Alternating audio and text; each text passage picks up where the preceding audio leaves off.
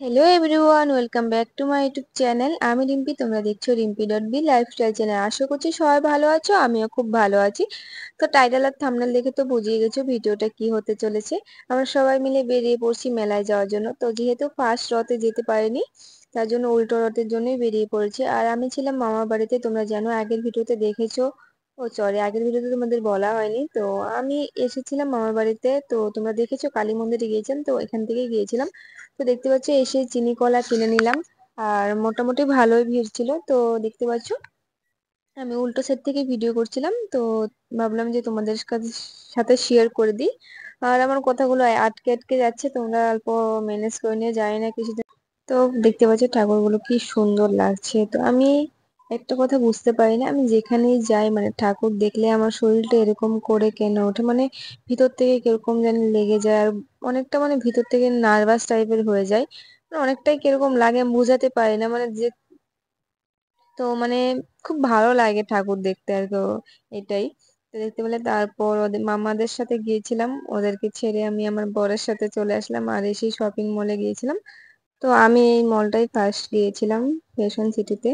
তো সেভাবে আমার যাওয়া হয় না, কারণ আমি মামার বাড়িতে আসলে একা একা কার সাথে যাব। আর ও যদি থাকে এখানে তাহলে যাই, কারণ ও থাকে বাইরে।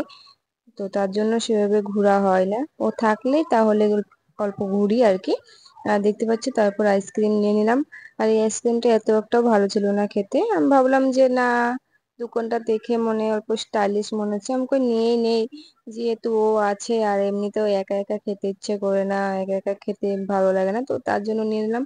আর তারপর ভাবলাম যে একটু মেলার ভিতরে ঘুরে আসি। আর দেখতে পাচ্ছ এখানে খুব সুন্দর সুন্দর জিনিস ছিল, কিন্তু কি করব, এগুলো তো আমি নিতে পারবো না, কারণ আমি এগুলো নিয়ে কিভাবে যাব। এমনিতেই আমার বেডিং হয়ে গেছিল 3টার মতন। মানে ছোট ছোট হলো, মানে সেভাবে নিয়ে যাওয়া যায় না।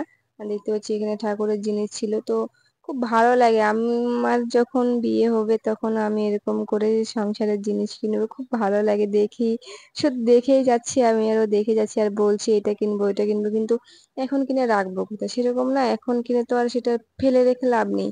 যখন যেটা প্রয়োজন তখন সেটা কিনলেই ভালো লাগে। আর এদিকে দেখতে পাচ্ছি সুন্দর সুন্দর ঠাকুরের ছবিও ছিল, তো ভালো লাগে ওগুলো জিনিস দেখতে। দেখতে পাচ্ছ বেশি ভিড় ছিল না তখন, কারণ আমরা মলার থেকে আস্তে আস্তে অনেকটা রাত্র হয়ে গেছিল, তার জন্য। আর দেখতে পাচ্ছ এখন মোটামুটি মেলা ভাঙার সময় হয়ে গেছে। তো এরকম টাইমে আমরা মেলার ভিতরে ঢুকেছিলাম। আমার ভিডিও করার কোনো মুড ছিল না আজকে, তারপরেও আমি ভাবলাম যে ভিডিও করি, ও বলছিল করো, তারপর আমি ভাবলাম যে আসার টাইমে তো একটু একটু ভিডিও করেছিলাম, তো সেগুলাই মিলিয়ে তোমাদের সাথে শেয়ার করি। কারণ কি হচ্ছে, প্রথম থেকে আবার মুডটা অফ ছিল, মানে ভেবেছি মামাদের সাথে যাব, ওর সাথে একবার দেখা করব না। আর রথের মেলায় তো আগেও এসেছিলাম যাওয়া বছর।